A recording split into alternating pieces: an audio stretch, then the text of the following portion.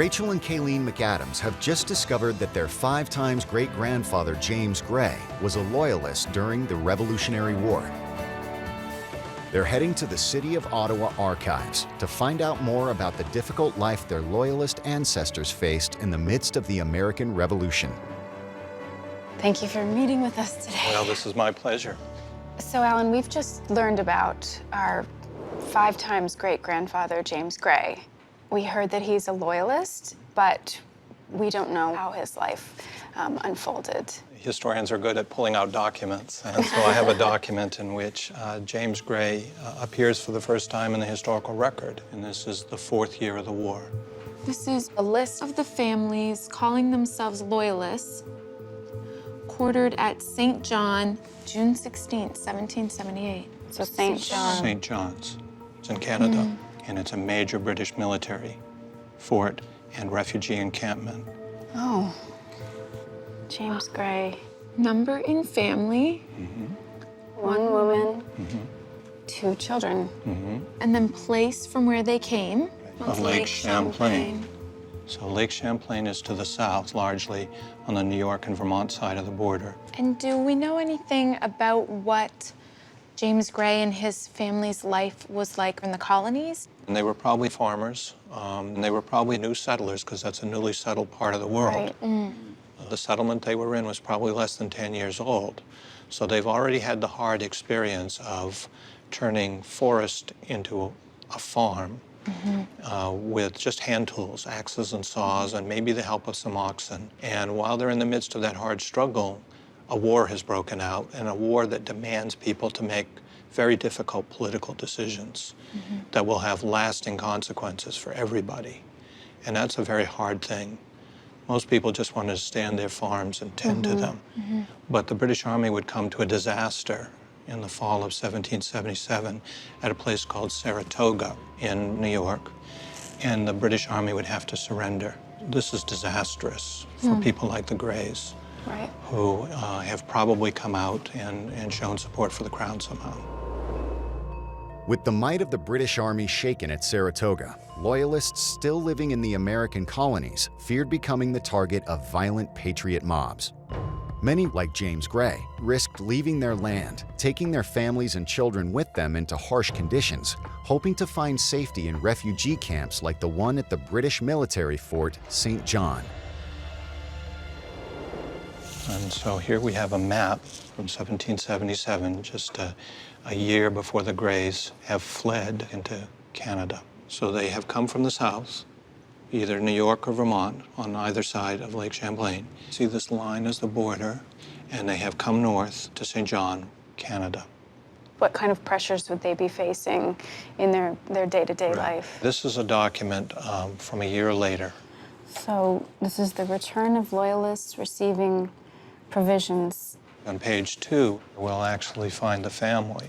So there's Mrs. Gray. So then this says boys, 2? 2. Okay. If a man's present, there's this very definite 1. Right. These double lines. This is an indication that there's no man. So Mr. Gray's not there. Do we know what happened to James? We're going to see in the next page. So, under remarks, Right. Peller's corpse as private. It's Peter's Corps.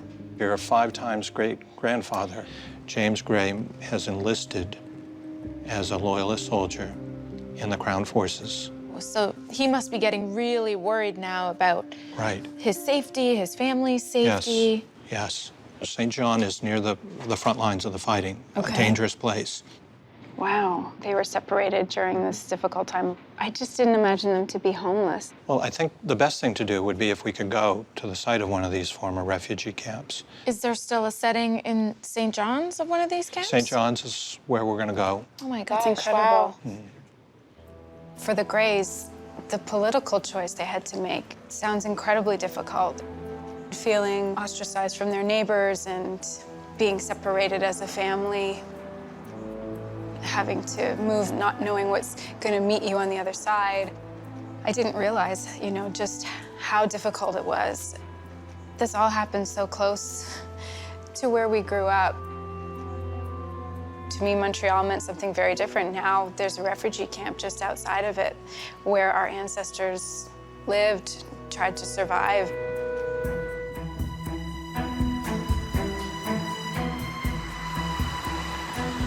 Okay, you see it right there on the left, Rachel? Yeah.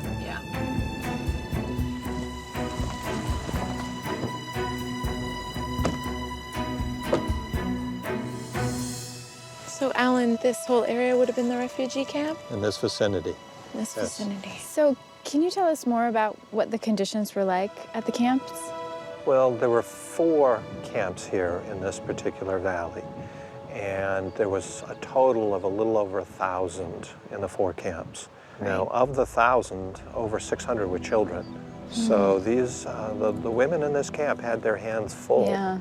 Life was really tough for them. Yes, for most of them, their husbands are off fighting, serving in these loyalist units. Right. Shelter would have been very rudimentary. It would have been some combination of tents and boards and logs and maybe dug out into the earth. So this is very demoralizing.